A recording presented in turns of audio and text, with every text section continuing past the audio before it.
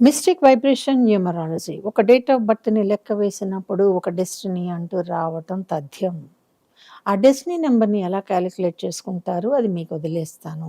మిగిలిన వాళ్ళు ఎలా క్యాలిక్యులేట్ చేస్తారో అది వాళ్ళకే వదిలేస్తాను. నేను క్యాలిక్యులేట్ చేసే దాంట్లో డెస్టినీ, ఈ డేట్ ఆఫ్ బర్త్ ఓనర్ ఎవరైతే ఉంటారో వాళ్ళ ఫ్యూచర్ని కళ్ళకి కనపడేటట్లుగా చేస్తుంది.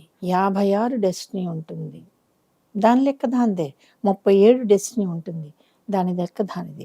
37 మహారాజు సంఖ్య అని అన్నప్పుడు 37 ఉన్న ప్రతి వ్యక్తి మహారాజు ఎందుకు కారు? కారణాలు వెతకొద్దు, వంకలు చెప్పొద్దు. 37 మహారాజు సంఖ్య. ఓకే, ఒప్పుకుంటాం. సరే, 37 వచ్చిన ప్రతి వాళ్ళు ఎందుకు ఇబ్బందులు పడతారు?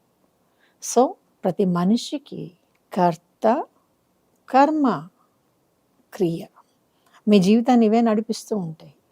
మీ డెస్టినీకి కర్మ కారణమవుతుంది. ఆ డెస్టినీ ఏం చెయ్యాలో చెప్తే అది మీరు చేస్తున్నారు. ఒక మంచివాడు పుట్టిన అదే డెస్టినీలో ఒక రావణాసురుడు కూడా పుడతాడు. దీనికి కారణం కేవలం రెండే రెండు, కర్మ.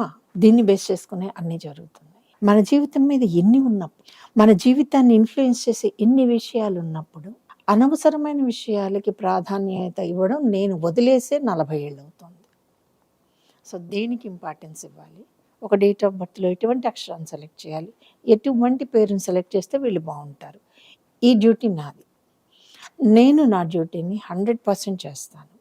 అది మీ దాకా వచ్చిన తర్వాత మీరు దాన్ని ఎలా చేస్తున్నారో, మిమ్మల్ని గాడ్ చేసేది ఎవరు, మిమ్మల్ని గమనించేది ఎవరు? కాబట్టి మనం ఏం చేస్తున్నాము అనేది చూసుకుంటే మన పిల్లలు బాగుంటారు. ఒక డెస్టినీ నెంబర్ ఏం చేస్తుందో నేను చెప్పగలను. ఈ డెస్టినీ ఉన్నప్పుడు ఇది న్యూట్రల్‌లో ఉంటే ఏం చేయాలో చెప్తాను.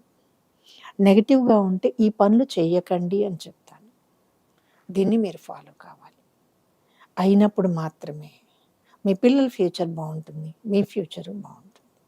ఈ వీడియో కనుక నచ్చినట్లయితే లైక్ చేయండి, షేర్ చేయండి, మా ఛానల్‌ని సబ్స్క్రైబ్ చేయండి.